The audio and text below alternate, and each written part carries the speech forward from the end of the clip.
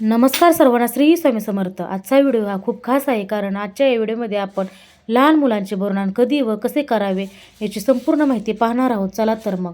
मकर संक्रांती हा सण फक्त पतंगाचा, तिळगुळाचा किंवा गोडाधोडाचा नाही, तर हा सण आहे संस्काराचा, निसर्गाशी नातं जोडणारा आणि पुढच्या पिढीला मूल्य शिकवणारा. आपल्या महाराष्ट्रात मकर संक्रांतीला एक सुंदर परंपरा आहे, लहान मुलांचे बोरनान करण्याची. हो, लहान मुलांचे बोरनान करण्याची. पण प्रश्न असा पडतो की बोरनान खास लहान मुलांचंच का करतात? यामागे फार खोल आणि भावनिक अर्थ दडलेला आहे.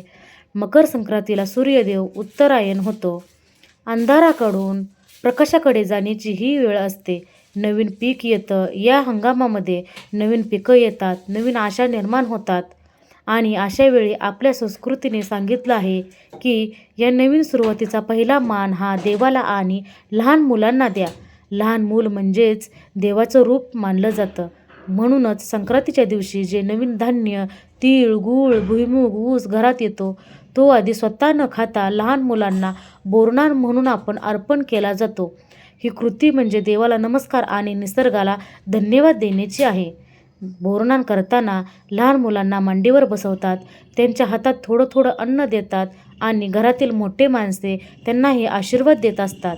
याचा अर्थ असा की हे बाळा, अन्नाची किंमत ओळख, निसर्गाचा मान राख आणि जे आहे ते वाटून खायला शिक. लहान वयातच दानाची सवय लागावी, स्वार्थ नको, वाटणी हवी, असा संदेश बोरनानातून दिला जातो. तीळ आणि गूळ यामागेही अर्थ आहे. तीळ म्हणजे कडूपणा आणि गूळ म्हणजे गोडवा. बोरनान करताना जणू आपण मुलांना सांगतो, आयुष्यात कडू प्रसंग येतील, पण स्वभावात गोडवा ठेव. मुलांच्या तोंडात गोड घास देऊन त्यांचं आयुष्य गोड जावं अशी मनापासून प्रार्थना केली जाते. पूर्वीच्या काळात शिक्षण, पुस्तकं नव्हती, पण संस्कार मात्र पक्के होते. बोरनान ही अशीच एक जिवंत संस्कार शाळा होती.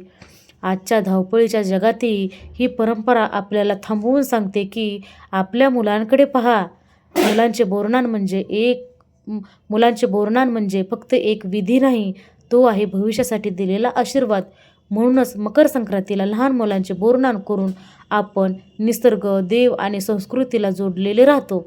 चला तर मग या संक्रांतीला तिळगुळ वाटूया आणि मुलांना बोरनान देऊया आणि आपण आपल्या परंपरासुद्धा जपूया. संक्रांतीच्या दुसऱ्या दिवशी अनेक घरांघरांमध्ये लहान मुलांचे बोरनान केले जाते.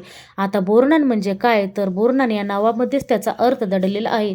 बोराने घातलेली अंघोळ. बोर म्हणजे बोर आणि स्नान म्हणजे अंघोळ.